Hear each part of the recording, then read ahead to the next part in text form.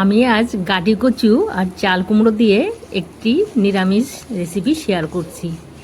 প্রথমে আমি চাল কুমড়োগুলো একটু লবণ মেখে রাখছি।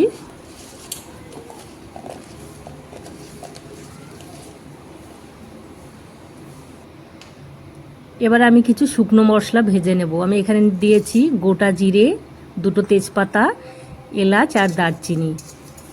শুকনো কড়াইতে মশলাগুলো একটু ভালো করে ভেজে নিতে হবে।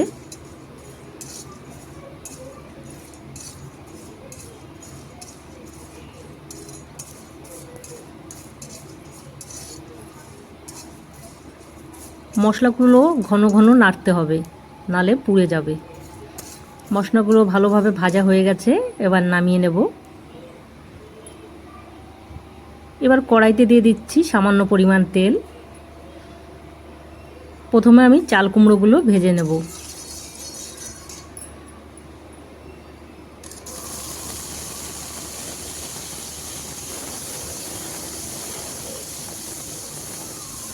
চাল কুমড়োগুলো আমি বেশি ভাজবো না, হালকা একটু কালার চলে আসলেই নামিয়ে নেব।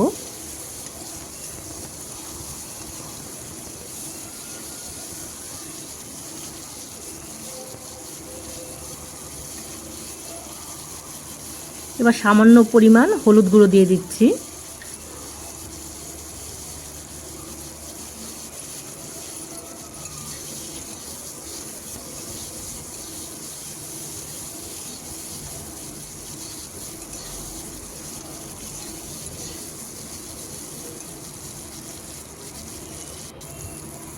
চাল কুমড়োগুলো হালকা করে ভেজে নিয়েছি, এবার তুলে নিচ্ছি।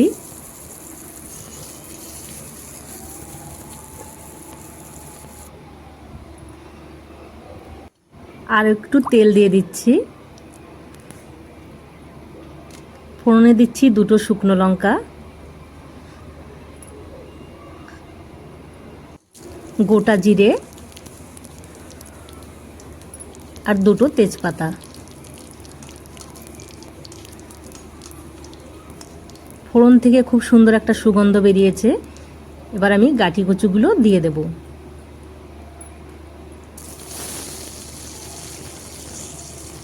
কচুগুলো আমি 2 থেকে 3 মিনিটের মতো ভেজে নেব।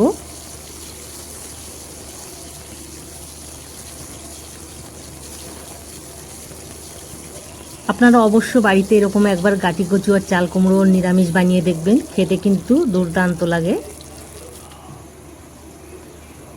কচুগুলো ভাজা প্রায় হয়ে গেছে। এবার দিয়ে দিচ্ছি পরিমাণ মতো লবণ, পরিমাণ মতো হলুদ গুঁড়ো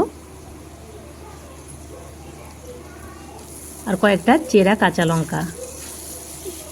সমস্ত কিছু দেওয়ার পর আমি আবারও 1 থেকে 2 মিনিটের মতো এভাবে নেড়ে নেব।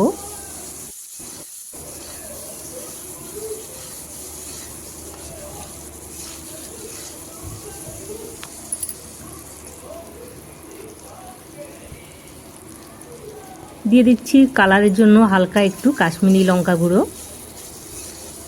আপনারা চাইলে লঙ্কা গুঁড়োটা স্কিপও করতে পারেন। এবারে দিয়ে দিচ্ছি ভেজে রাখা চাল কুমড়ো। চাল কুমড়োগুলো দিয়ে আমি বেশি সময় ভাজবো না, 1 মিনিটের মতো কচুর সঙ্গে কষিয়ে নেব।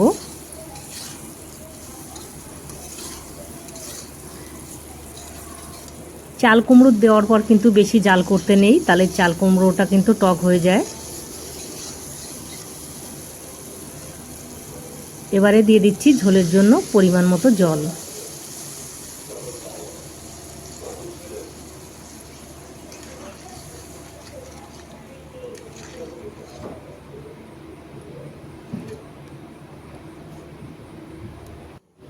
ঝোল দেওয়ার পর আমি 5 মিনিটের জন্য ঢাকা দিয়ে দিচ্ছি।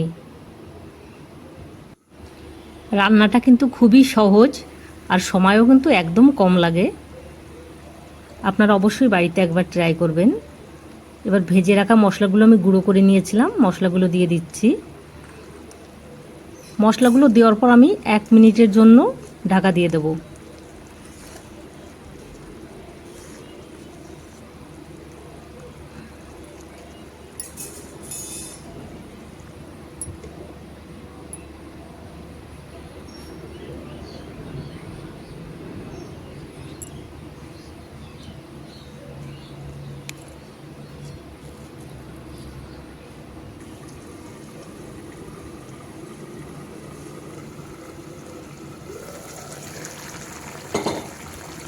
রান্নাটা আমার হয়ে গেছে।